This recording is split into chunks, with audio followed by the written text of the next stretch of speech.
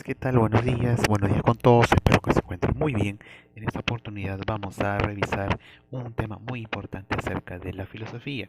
En esta oportunidad vamos a analizar el segundo periodo en la historia de la filosofía clásica, el periodo antropológico, un tema correspondiente al curso de filosofía.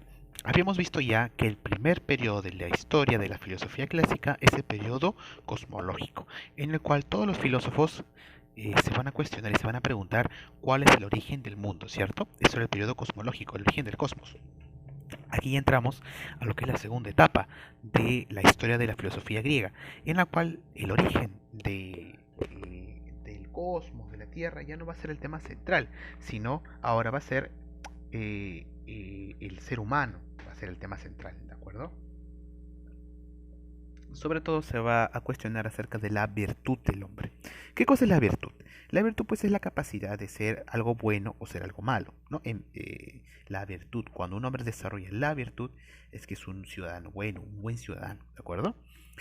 Ahora, ¿por qué en este periodo de la filosofía griega el tema central va a ser la virtud del ser humano? Porque en esta época nos encontramos ya a mediados del siglo V antes de Cristo, la democracia se va a consolidar en Atenas. Atenas va a ser la primera democracia, una del sistema democrático más antiguo del mundo, ¿no? La democracia, pues, como ustedes saben, es el gobierno del pueblo, no el gobierno de la mayoría. Mientras en todas partes del mundo los gobiernos eran pues monarquías, reyes eran los que gobernaban. En esta época y en Atenas se consolidó la democracia, donde un grupo de aristócratas y de esclavistas eran los que dirigían a una ciudad, pero se tomaba en cuenta el voto de la mayor parte de la población también, ¿no? Entonces se tomaba en cuenta el voto de la población y tomaban parte pues los aristócratas y la gente con ingresos, con propiedades, ¿no? Ellos eran los que dirigían la vida política, la vida pública de las ciudades, ¿no? Como Atenas, por ejemplo. Atenas se convierte en una gran potencia mundial, ¿no? Bueno, para la época, ¿no? En esa región, y la democracia se consolida. Es en ese contexto cuando surge el periodo antropológico, porque los temas centrales son acerca de la política, de la ciudadanía, ¿no? ¿Qué cosa es ser un buen ciudadano? ¿Y qué cosa es ser un mal ciudadano? Porque ya hablamos de la política pública, de la organización de una ciudad-estado, de un nuevo, de una nuevo, eh, de un nuevo, por ejemplo, régimen, ¿verdad? Ahora, en Atenas van a surgir muchos políticos y también van a surgir los famosos sofistas. ¿Qué cosa era un sofista? Un sofista era una persona que se dedicaba a asesorar a políticos. Era un sabio, ¿de acuerdo? Un sofista era una persona que tenía mucho conocimiento y impartía clases o asesoraba a los políticos. ¿Cuál es la diferencia entre un sofista y un filósofo? En que el sofista ya sabe, era un sabio y vendía su conocimiento.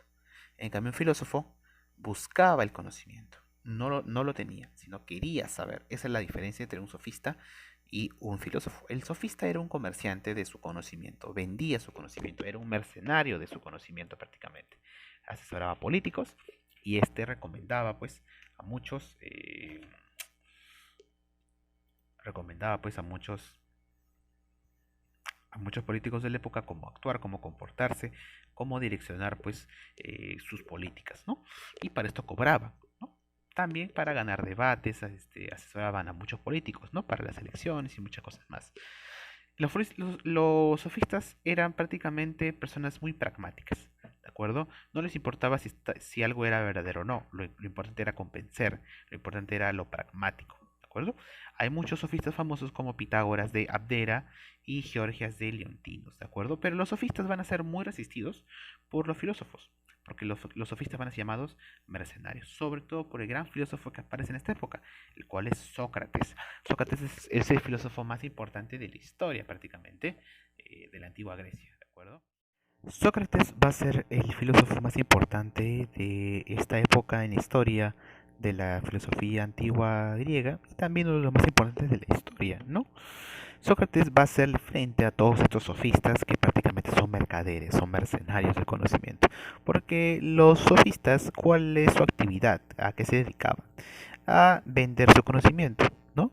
Iban a asesorar a los políticos, les enseñaban a ganar debate, les enseñaban el arte de la persuasión, del discurso, y también eran un poco pragmáticos, no buscaban conocimiento, no buscaban la verdad, simplemente buscaban algo utilitario y que pueda funcionar.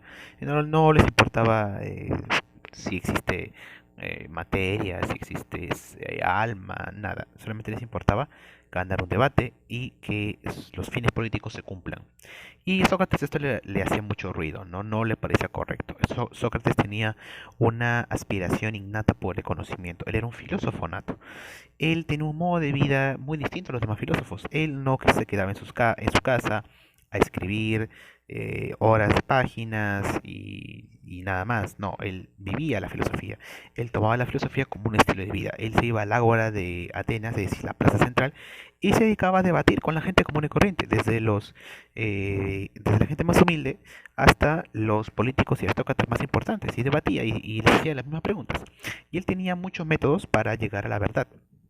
Él se dedicaba pues a hacer preguntas que parecían muy sencillas, pero a la larga se veían que eran preguntas muy complejas, ¿no? Le hacían preguntas acerca de conocimiento, acerca de que si estaba tan seguro de su conocimiento de esas personas con las que hablaba y muchas cosas más.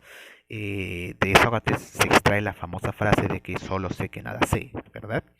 Es de Sócrates, pues, porque él tenía una forma irónica de decir que él era humilde en reconocer de que sabía muy poco y de que prácticamente otras personas se hacen, ¿no? Las que saben mucho. Sócrates lleva este estilo de vida pues al extremo y causa también muchos problemas en la misma Atenas. Sócrates va a cuestionar a los sofistas, va a cuestionar a los políticos, va a cuestionar a todo el sistema en el cual él vivía y va a cuestionar a todo lo establecido. Y va a ser muy crítico también de la religión, ¿de acuerdo? Esto le va a causar muchos problemas, porque a Sócrates lo van a seguir muchas personas a tratar de escucharlo como si fuera un maestro. Y Sócrates va a ganar muchos adeptos y muchos alumnos. Pero uno de los problemas que Sócrates tenía era como que él era muy crítico de la religión. Él buscaba criticarla en todo momento, de la religión de los antiguos griegos, ¿verdad? Era muy crítico de esta religión y buscaba pues crear problemáticas, crear tipo de mm, ejemplos para mostrar la incoherencia de la creencia en los mitos. Y esto no les agradaba mucho a los gobernantes de la época en Atenas. Así que fue juzgado por supuestamente difundir ideas negativas a los jóvenes, porque la mayoría de sus alumnos eran muy jóvenes. Así que, ¿qué pasó con Sócrates? Sócrates no declinó en su tarea de ser muy crítico con la religión y fue sentenciado pues a prisión y luego fue sentenciado a muerte. Porque en esa época si ibas en contra del régimen pues simplemente ya te morías. Ni siquiera te pulsaba, ¿no? Bueno, entonces Sócrates es condenado a la muerte. ¿Cómo? Por la cicuta. Era una especie de alimento que servía para intoxicar a la gente, ¿no? Un alimento muy nocivo. Entonces, lo que queda como anécdota del fallecimiento de Sócrates por los grandes dirigentes de Atenas es que lo encarcelaron a Sócrates y lo tuvieron por mucho tiempo encerrado en una cárcel, en una celda. Y al día de su muerte llegaron sus carcelarios y le dijeron, señor Sócrates, ya es hora de que usted vaya a enfrentarse con la muerte. Y Sócrates lo encontraron leyendo, estaba leyendo él tranquilamente. Y les dijo a sus carcelarios, ya espérenme un momento, termino de leer y voy con ustedes. O sea, hasta los últimos momentos de su vida seguía alimentándose, seguía leyendo, seguía cultivándose. Él era una persona que tenía mucho amor y mucha pasión por el conocimiento. Y a él le preguntaban, ¿por qué tú, Sócrates, no le temes a la muerte? Porque él decía de que él no conoce la muerte. Entonces, solamente hay dos opciones. Si hay una vida después de la muerte, yo la voy a conocer, dice Sócrates. Pero si es que no hay nada, también lo voy a conocer. Entonces, él sentía pasión por conocer cosas nuevas. Entonces, él no le tenía para nada miedo a la muerte y así murió. ¿Qué le pasó después a Sócrates? Ya nadie lo sabe, ¿verdad? Solamente él mismo lo pudo comprobar. De Sócrates no quedó nada. Sócrates nunca escribió ni una hoja ni una carta. Sócrates, todo lo que conocemos de Sócrates lo sabemos de sus alumnos. Uno de sus alumnos fue Platón, que fue otro gran filósofo. Platón escribió todas las charlas y los diálogos que él hacía y los escribió y los dejó para la posteridad. Pero no se sabe realmente cuándo vivió Sócrates, cómo se comportaba, qué escribía, no sabemos nada de eso. Solamente sabemos de él mediante las cartas que se han hecho y lo que se escribió posteriormente después de él, ¿no? Las características de Sócrates es que él difunde la idea de que el mal de las personas se debe por la ignorancia, ¿no? Acuérdate que en este periodo todos los filósofos se van a cuestionar acerca del ser humano, entonces él también va a hacer preguntas sobre el ser humano, antropológicas, ¿no? Él dice, pues, ¿no? Que el mal se debe a la ignorancia. Mientras más ignorantes, más malvados se vuelven las personas. Y él practicaba la filosofía como modo de vida, ¿no? Como te he explicado, iba a las plazas, hablaba con la gente, ¿no? Tenía un método que era pues la ironía y la mayéutica, ¿no? Que era en base a pequeñas preguntas llegar a una verdad un poco más grande, ¿no? Y la ironía todos conocemos, ¿no? ¿Qué cosa es la ironía, ¿no? Una especie de hacer una especie de comentarios o de cuestionamientos o de premisas que pueden parecer negativas o pueden parecer contrarias al conocimiento, pero tienen una gran verdad por dentro, ¿no? Bueno, jóvenes, entonces eso fue lo que les quería mostrar en esta oportunidad. Es un tema muy apasionante y también muy sencillo, ¿no? Espero que lo hayan podido comprender y esa es la finalidad de todas las clases de la filosofía y conmigo será hasta la próxima. Hasta luego.